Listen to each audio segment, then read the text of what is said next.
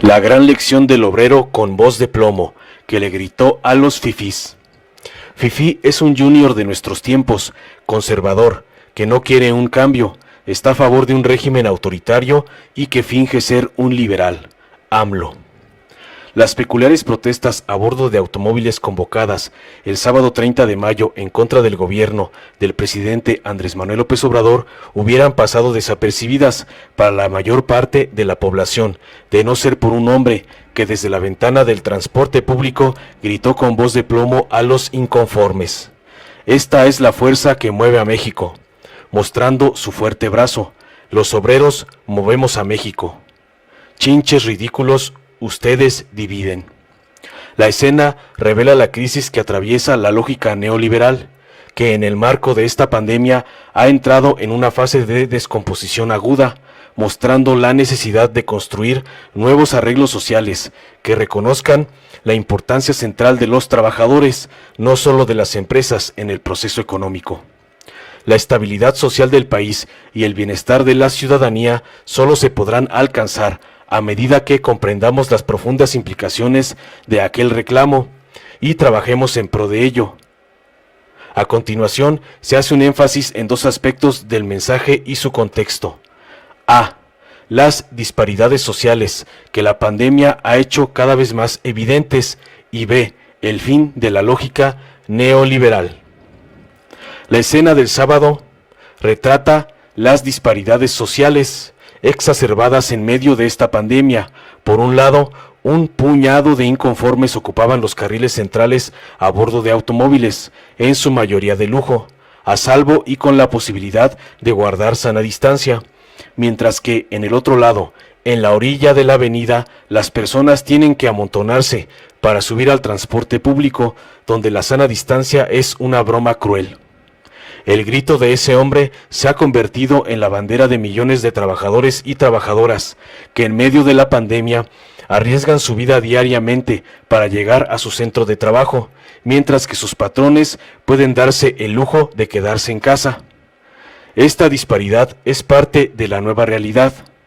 Si ya de por sí para los trabajadores era terrible viajar en el transporte público exponiéndose diariamente a la inseguridad, la violencia de género, las inundaciones, ahora hay que sumar otra amenaza más, el riesgo de contagio.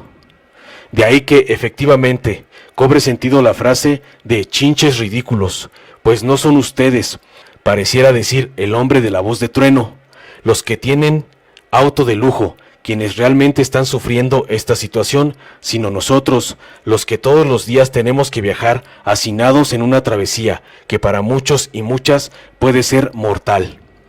No olvidemos que en varios lugares del mundo los picos de contagio han sido muy altos con relación al promedio nacional, debido a las malas condiciones laborales y la exposición de los trabajadores al riesgo, como en Bérgamo, Italia, donde ocurrió una auténtica masacre, y en las franjas maquiladoras del norte de México.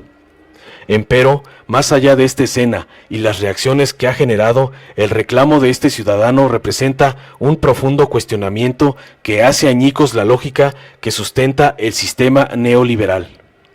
El fin de la lógica neoliberal. El neoliberalismo no es una simple ideología que promueve la naturalidad del mercado, es decir, una concepción del mercado como ente más eficiente que el Estado para organizar la vida social. Este enfoque solo acentúa la faceta destructiva del neoliberalismo, conocida por los estragos sociales de las privatizaciones, la desregulación económica, la contracción del gasto público y la reducción de derechos laborales, por poner algunos ejemplos.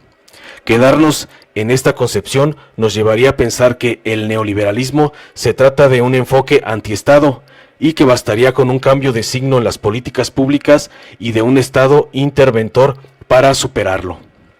En realidad, la esencia del neoliberalismo, como lo sostienen varios autores, consiste en generalizar la competencia como norma de conducta social y hacer de la empresa privada el único modelo de subjetivación, al grado de promover entre los individuos una relación consigo mismos como si fueran capital humano. A partir de esta lógica se justifican las desigualdades en términos individuales y de competencia.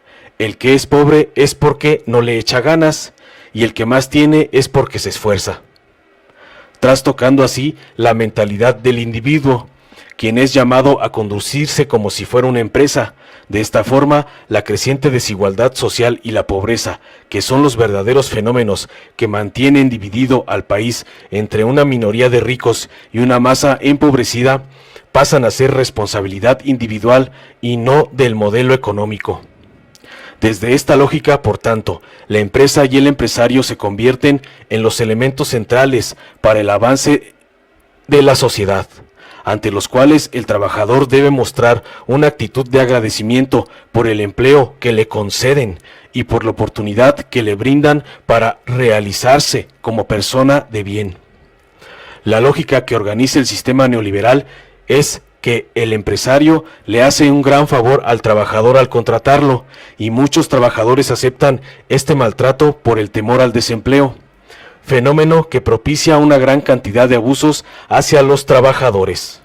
Esta terrible realidad se sustenta en una concepción tergiversada de las relaciones laborales y económicas, donde las empresas adoptan un papel casi redentor, y a los trabajadores se les ve como un mero costo de operación.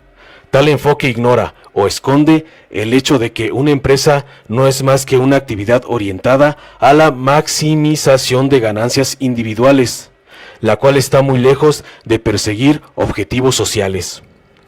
En realidad, los empresarios necesitan de sus trabajadores tanto o más de lo que estos dependen de aquellos, porque si bien los primeros tienen el capital económico para invertir, son los trabajadores quienes realmente producen la riqueza al ser dueños de la fuerza de trabajo que transforma las cosas.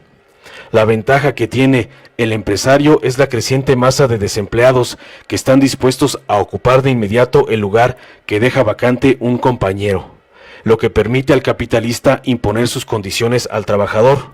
Pero sin trabajadores, una empresa no sería más que un cascarón vacío, salvo el caso de aquellas pocas plantas plenamente robotizadas. Esta lógica neoliberal, que ha venido soslayando sistemáticamente la importancia del trabajador para aumentar la explotación del mismo, ha llegado a una fase de declive, pues son cada vez más los millones de personas que están conscientes de que la fuerza que mueve a México no son únicamente las empresas, sino también los trabajadores. Se trata de todos aquellos que sufren día a día la precariedad del mundo laboral, que reciben miserables salarios a pesar de largas jornadas de trabajo y que son despedidos al menor incidente, mientras observan cómo se acumulan sin cesar las riquezas en la parte alta de la sociedad. Totalmente convencidas de que echarle ganas no es suficiente, estos millones de personas sospechan cada vez con más fuerza que su pobreza es en realidad la fuente que alimenta la riqueza de unos pocos.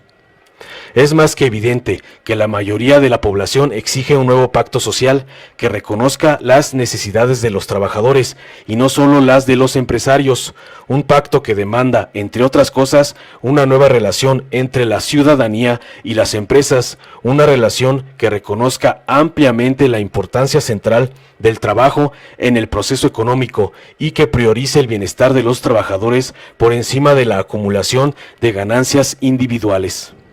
Insistir en que los ricos y los empresarios son las únicas personas que se esfuerzan por el bien del país y que, por tanto, la sociedad debería recompensarlos, no solo resulta cada vez más ofensivo para el resto de la población, sino que efectivamente es ridículo y divide al país.